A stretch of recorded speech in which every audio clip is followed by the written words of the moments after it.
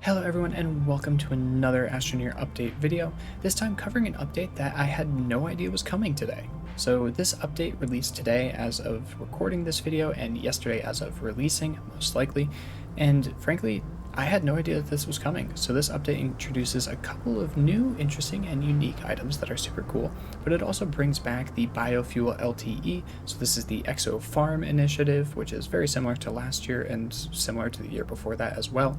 I'll put out a separate video for that just because there's new cosmetics, and I'll go over some strategies as always, just because I do it traditionally, so I might as well keep that up. However, before we take a look at some of the new items, I do want to share some of the lovely quality of life updates that have come with this new patch, namely creative updates. For example, if you have an item in your inventory, you are now able to duplicate it directly to a slotted position. So if I have this full canister over an empty slot, duplicating places a canister directly in that slot. And this is quite the invaluable addition to the creative lineup, almost as much as the ability to now take a platform and duplicate it with whatever objects are currently on it. Now, I haven't confirmed that this works for super large platforms and everything on it. I think the patch notes specify that it works for most items, but we'll have to see how well those limitations go. But with that, we can now begin taking a look at the new items that come with this update. And there are three main ones that we're going to talk about. First things first, we have a new vehicle. Now this new vehicle is a gravity globe, and it is exactly what it looks like. It is a recreational sphere that you can drive around in, and it is super fun. Very difficult to control, but it is a great time. Now this item can be ordered from the Exo request platform for 8 Astronium, or you can find it in these new debris fields scattering things. This has one of those landing pad things and it's right on top of it. I actually found one on top of a rover. It just depends on where you find them and how you get lucky with them, or as I said, you can just order them from the Exo request platform. They're very fun to drive around. They are difficult to control and kind of get the hang of at first, but you can also jump with them, and there is a lot of shenanigans that are going to be coming from these, I can assure you. Now the other main item that is core to Astroneer gameplay is the portable smelting furnace. Now this is exactly what it sounds like. It is a little tiny smelting furnace that you can slot into your backpack. You can turn it on, put some resources in there, and just start smelting them exactly where you are. So this, you can only find it out in the wild. I want to say it is in research, the research drop pods, or some debris fields you can find them in. I don't know about that one specifically, but I know you can get them from the research pods. It is a rare drop, or once again, you can order it from the Exo request platform for 8 Astronium. I think this will be pretty good in the early game, that way you don't have to carry around a large smelter with you, but as it starts to get a little bit later and you have smelting furnaces on every planet, it might become a little bit obsolete. However, it is still a pretty cool item. Now the final new item that has been introduced is the curious item, and it is a glowing sparkly crystal thing.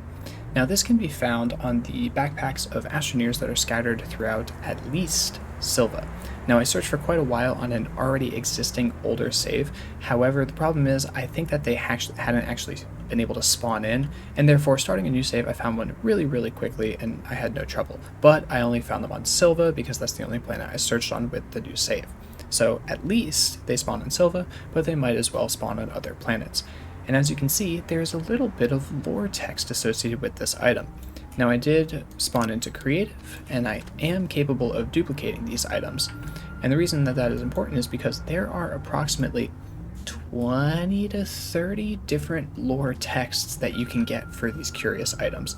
I was able to get quite a bit of them, and there's a lot that is going down in them. I don't want to spoil them in case anybody wants to try to find as many of these as they can themselves. However, you might all be wondering why it says F to use, and that is because you can use these items to alter the current universe in some way. So taking a look, you can see that it said the global stability is at 100%. After using it one time, the beginnings of one of those Einstein bridges begins to appear. And it says that the global stability has now dropped, and this typically drops anywhere between like 20 to 35% or so, because you can use this curious item 3 times before it resets to the initial state. You can use them a limited amount of times, but it's a loop.